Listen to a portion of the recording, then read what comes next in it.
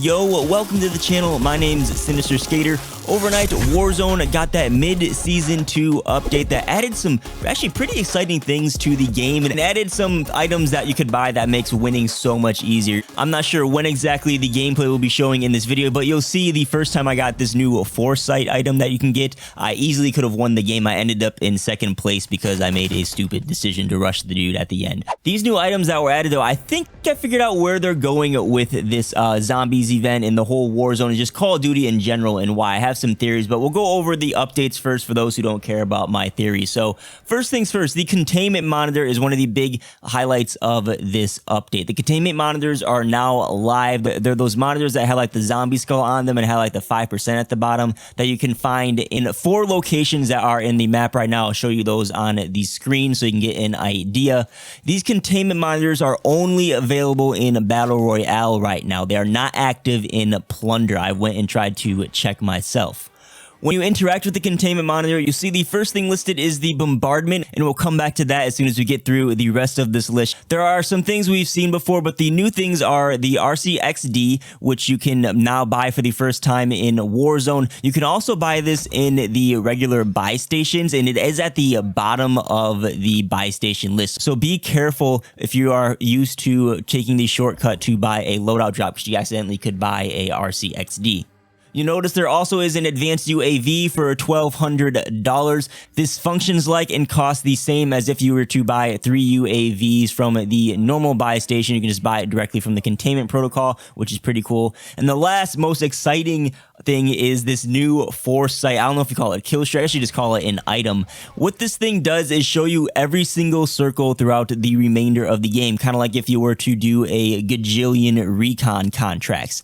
And it only costs $20,000, which is actually pretty underpriced for the value that Foresight offers. Think of the risk reward it takes to do, we'll say 5 recon contracts to get to the end of the circle.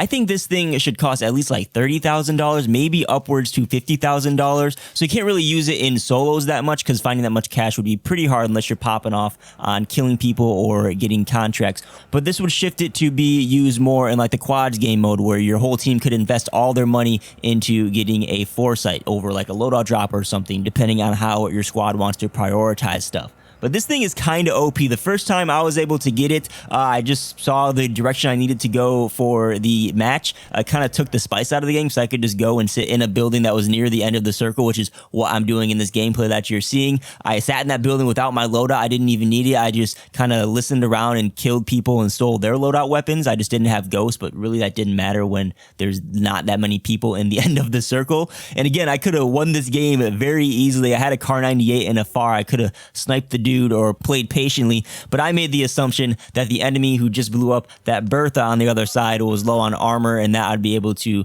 push up and rush the guy and get the jump on him, but I made a wrong judgment and ended up losing the game. But yeah, $20,000 for the Foresight, kind of cheap. I don't know, let me know what you guys think down below. And real quick, if you're enjoying the video, make sure you hit that like button and consider subscribing. Take a look on the graph on the screen right now. A majority of the people who watch my videos are not actually subscribed to the channel. So if you're a frequent viewer or just tuning in and kind of like the content, consider subscribing. This brings us to the bombardment section of that containment protocol. So how this works is those zombies events that have been popping up throughout the map. When you kill that last zombie, you get the key card that drops to open up the gold chest. And when you open up that gold chest, it will drop a special key that you can use to activate the bombardment at a protocol. So yes, you would have to do the zombies event, make sure you get that key, and then escape that area without getting killed to travel to a containment protocol to activate the bombardment. It's pretty hard to do, which is why some of the clips you're seeing on the screen right now is not from myself. Activating the bombardment will send a bunch of missiles to the currently infected zombies area, which is downtown currently in Warzone. It'll mark an area on the map, and pretty much you have like unlimited cluster strikes going on for a certain amount of time, and it will likely kill anyone that is within the striking zone. I believe when you activate this, you get that whole alert that's like Containment Protocol, nukes are about to attack, seek cover, get indoors or whatever.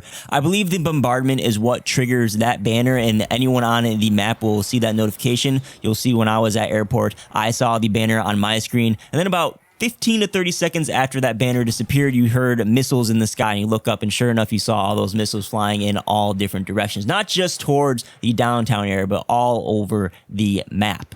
Which brings us to my theory. You've probably heard by now, a lot of people are thinking that Verdansk is going to get nuked. We thought it would happen at the start of Season 2, then it was the middle of Season 2, and now it's looking like it's going to be the beginning of Season 3, that Verdansk will likely get nuked, and we'll get a new Cold War-themed map for Warzone. That's not my theory, that's nothing new.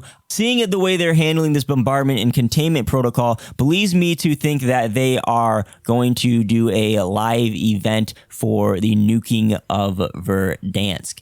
I think that zombies are going to spread throughout the map over the next couple of weeks, but there's going to be a point where zombies are going to start popping up in multiple locations that will lead up to this in-game event that was similar to how we had that Cold War reveal almost a year ago. I could do a whole nother video on this. Actually, I plan on doing another video about the issue with Call of Duty in 2021. But the important thing for this video is that they've been slowly shifting COD's content release schedule over time, starting with the release of Modern Warfare. You know, back a couple years ago, the new Call of Duty would be revealed as early as the end of March and as late as the beginning of May. That wasn't the case with Black Ops Cold War, and I highly doubt they're going to be announcing the next Call of Duty within the next month, even 2 months, with the launch of Season 3 happening in a couple weeks. They're going to focus all their marketing on that. On top of that, it looks like Warzone is going to be replacing that early spring kind of like hype time for Call of Duty. They released it early March last year, and if they do a big, map change, whole Warzone update at the start of Season 3, or even a couple weeks before or after that to help draw some separation between the Black Ops Cold War content and Warzone, I think that will support my theory here moving forward. I'll have even more support for when I do that Call of Duty support video. But I do believe they're being very strategic with their scheduling and dev power. It is at the cost of a lack of content, more specifically in Warzone updates, because there are some issues in Warzone right now, although I don't think they're as big as a lot of people are making them out to be. But yeah, topic for another video. You should also know there were some hidden buffs and nerfs to some of the Warzone meta, the FFAR and the M16, and some of the barrel attachments I know were changed. For one, like the Cavalry Lancer on a SMG is now a good counter to some of the trucks, and they also added miniguns back to the helicopters and added some new counterplay options for the Warzone experience. I don't have specifics on those. That's not the type of thing I do on my channel, but if that's something you'd like to see, let me know down below in the comments.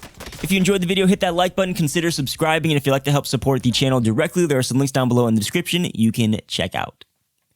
Peace.